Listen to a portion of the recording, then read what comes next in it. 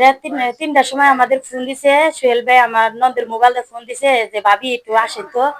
আমি ঘরে আইছিলাম তো, পরে আমারে তালা দিছে, আমি আটকা পড়ছি, একটু খালাম মারে তালাটা খুলে দিবার কখন আমি জানলা। তা আমি কইছি থাকেন, তালা তখন খুলে দিব না।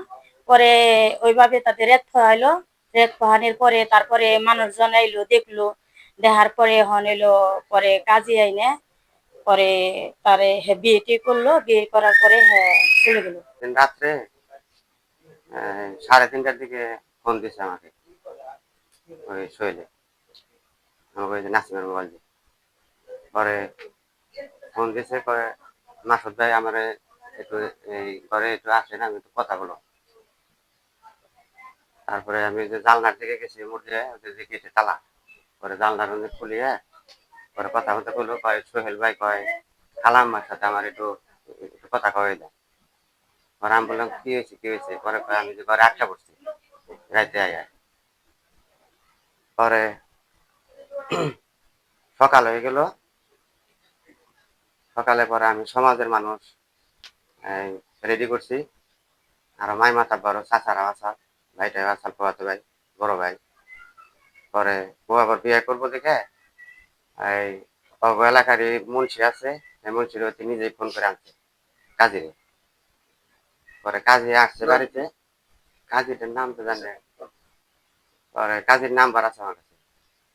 হ্যাঁ, এই কাজীর সামনে ঘরে এসে পরে বুদ্ধি বুদ্ধি পাকিয়ে দুইজনে বুদ্ধি করে কয় যে হ্যাঁ চাচার বগলে যে বিয়ে করবো গা।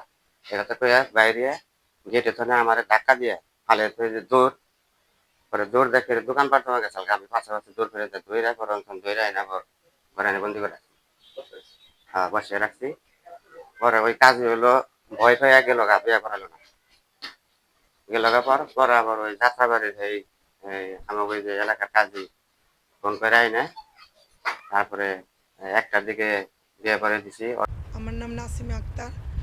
আর আমি আমার সাথে গুড়াই নাজিরপাড়া সোহেল মিয়ার সাথে আজকে 7 বছরের সম্পর্ক। কিন্তু ও আমার বিয়ের প্রলোভ দেখিয়ে এই 7 বছর রাখছে। কিন্তু আমার বিয়ের কথা বলছে, বিয়ের কথা বললে আমরা হাজবেন্ডে ডিভোর্স দিয়ে হয়েছে। ডিভোর্স দেওয়ার পরে বলতেছে যে আমি তোমাকে বিয়ে করব না, কারণ এতদিন বলছিলাম যে বিয়ে করব, এখন আমি তোমাকে বিয়ে করব না। তো এইটা বইলা কিন্তু এর মাঝে ও আমার 3টা বাচ্চা কনসেপ্ট করছিল। এই 3টা বাচ্চা ও নিজে নষ্ট করে দিছে, সব ডকুমেন্টস আমার কাছে আছে। তো ও বলতেছে, তারপরে বলতেছে যে আমি বিয়ে করব না তোমায়।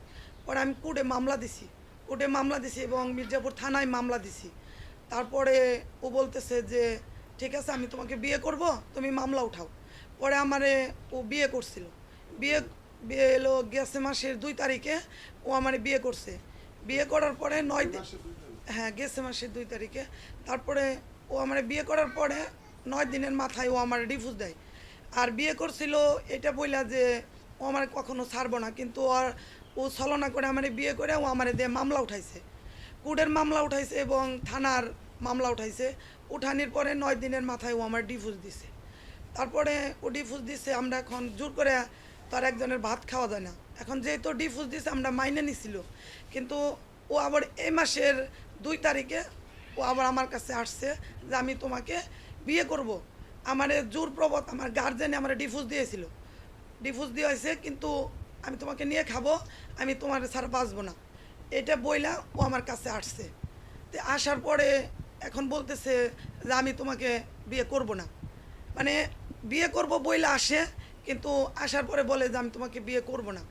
তো ও তো আমার বলছে যে সব ডকুমেন্টস আমার কাছে আছে যে আমার বিয়ে করব। আপনারা দেখবেন আমার কল রেকর্ডিং এবং ফোন দিছে, সব প্রমাণ আমার কাছে তথ্য আছে যে আমাকে বিয়ে করব, কিন্তু বলতেছে যে এখন বলতেছে বিয়ে করব না। আবার বলে ওই কাজী ফোন দিয়ে আনছে যে বিয়ে করব, 50,000 টাকা কাবিন করে বিয়ে করব। আমার বড় বউ 50,000 টাকা কাবিন করে বিয়ে করছি, এখন আমি তোমাকেও 50,000 টাকা কাবিন করে বিয়ে করব।